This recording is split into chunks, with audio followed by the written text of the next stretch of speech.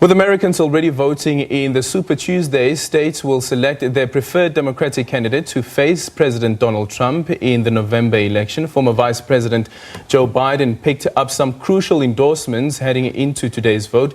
Those included the backing of candidates who just recently exited the presidential race, including South Bend, Indiana Mayor Pete Buttigieg, as well as Minnesota Senator Amy Klobuchar, and both backed Biden, among other high-profile endorsements. The effort from the so-called centrist or moderate Democrats is seen as an effort to blunt ascent of the Democratic Socialist Senator Bernie Sanders of Vermont, who's expecting a strong showing. We need to unite our party and our country, and to do it not just with our words but with our actions. It is up to us, all of us, to put our country back together, to heal this country, and then to build something even greater. I believe we can do this together. And that is why today I am ending my campaign and endorsing Joe Biden. At a time that this country is so polarized, so deeply divided, we need somebody who can bring us together and heal us. We need somebody who can reestablish the moral authority of the United States. We need somebody who will fight for democracy here and abroad, because democracy is under attack here and abroad.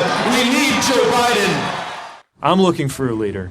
I'm looking for a president who will draw out what is best in each of us. And I'm encouraging everybody who is part of my campaign to join me, because we have found that leader in Vice President, soon to be President, Joe Biden. But the frontrunner heading into the vote is Bernie Sanders, while former New York Mayor Michael Bloomberg has staked his entire campaign on Super Tuesday, appearing on the ballot for the first time. The establishment is getting very, very nervous. Look, it is no secret, I mean, the Washington Post has 16 articles a day on this, that there is a massive effort trying to stop Bernie Sanders. That's not a secret to anybody in this room. Well, for more on the race, we are now joined by our New York-based correspondent, Sherwin Bryce-Pease. Good evening and welcome to The Full View. I wonder, looking at this announcement also by Mike Bloomberg and joining the race so late, whether it is a delayed start for him.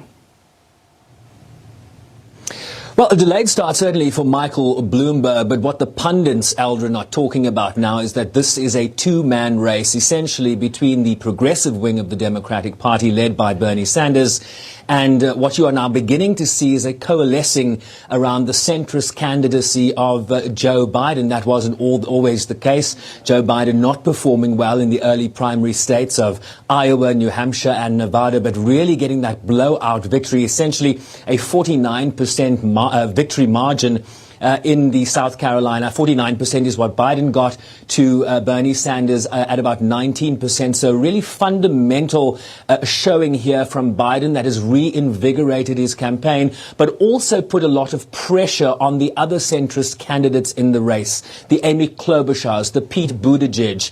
And you've seen their endorsement, essentially the establishment saying to them in private, listen, you don't have a path to the nomination anymore. And by remaining in the race, you undermine the candidacy of a fellow centrist in this party that is trying to defeat the progressive wing of the party in Bernie Sanders. And what is their concern is that a majority of Americans across this country, and this is their argument, are not bought into the notion of a Democratic Socialist leading the ticket for the White House. There's a great deal of concern that if Bernie Sanders were to be the nominee, a number of down-ballot election races, essentially the House will be up for grabs, the Senate will be up for grabs, and there's a great deal of concern from the Democratic establishment, Aldrin, that Bernie Sanders will not be able to bring a broad coalition to ensure that Democrats don't lose the House and are not then able to win the Senate, which they need to govern in a broad manner. Ask President Barack Obama, ask President Donald Trump. If you do not control all the spheres of government, it's very difficult as a president to legislate, to get your policies enacted,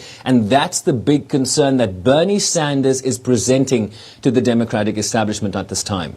The numbers behind you from the different states, what story do they tell us? Well, it's Super Tuesday, right? And so we've had these individual races at the beginning of this primary process. I mentioned Iowa, New Hampshire, Nevada. This is the first day that a number of states vote at the same time. Eldrin, that's why they call it Super Tuesday. You have 14 states in the United States, plus American Samoa, essentially 15 jurisdictions that will today vote to determine who the Democratic nominee will be. And if I'm going to step out of frame just for a moment, you can then get a picture here from the 14 states on the screen, the number of delegates those states offer. California is really the big prize, 415 delegates. Texas over here, 228 is another big prize. You have smaller states. You have North Carolina. You have Virginia. Small states up here where Bernie Sanders is expected to do well. Vermont, Maine, Massachusetts. You have centrist states of Utah and Colorado up there in Minnesota. So you're, for the first time, going to be able to get a national picture about how the individual candidates will do. Is Bernie Sanders going to sweep the board? Is Joe Biden going to do well in certain states, perhaps not others? Today, we are going to get, when the results come in at the end of today's voting, we are going to get a very clear picture as to who the front runner is in this race and whether they can win nationally. This is a very much a yardstick test as to how a candidate's going to do in a general election against the President of the United States this November. What are the chances then of a contested convention? That's very much the case, and I'll tell you why that is. Because Democrats, the Democratic primaries allocate, and certainly a majority of states, they allocate delegates on a proportional basis. So if a certain candidate did the best in a state, they don't necessarily win all the delegates in that state. And this is how the sums work. Each candidate has to becomes viable in terms of claiming delegates, but they have to reach a 15% threshold. If any of the 5 candidates that are running in this election today are not able to garner 15% of the vote in a particular state, they immediately fall away. So if, for example, Bernie Sanders was the only one to get over 15% in any state, say he got 50% in one state, and no one else breaches the 15% mark, Bernie Sanders will walk away with all the delegates from that state. So, but if Joe Biden in California gets 30% and Bernie Sanders gets 40%, they will both then get a proportional allocation of the delegates. So this is why there's a great deal of concern that the eventual winner, say the person that wins the most number of delegates, will not be able to reach the threshold, Aldrin, of the 1,991 delegates required to win the nomination. Bernie Sanders currently has 60 delegates from the early states. Biden 54. Pete Buttigieg, who fell away, has 26 delegates. So there's still a very long way to go in this race to certainly reach that 1,991 threshold. And at this point, it's not clear that anyone might actually be able to do that. Just quickly, Sherwin, before we wrap up this conversation, do you think that the Republicans are watching this very closely and whether they're concerned as to which candidate would emerge victorious and whether it's Joe Biden, for instance, whether that candidate would be able to be the one who wrestles power from the current incumbent? Well, I'll tell you, the incumbent is certainly one Republican that is very closely watching this race and certainly commentating. You know, when people endorse another candidate, when they drop out of the race, he certainly takes to Twitter to give his perspective on their failings or certainly their successes. The president has also been tweeting a lot about the fact that the Democratic establishment has been going up against Bernie Sanders, saying essentially that Bernie Sanders, they're going to steal the nomination away from him, referencing the fact that might have happened when Hillary Clinton was the nominee against Bernie Sanders in 2016. So yes, they are watching it very closely. The polls indicate that a majority of the candidates that are running in this election will beat Donald Trump come the election. But that's a poll, Aldrin. At the end of the day, it's going to be the votes that turn up in early November to elect the next president of the United States. Thank you so much. That is Sherwin Bryce-Pease joining us there from New York.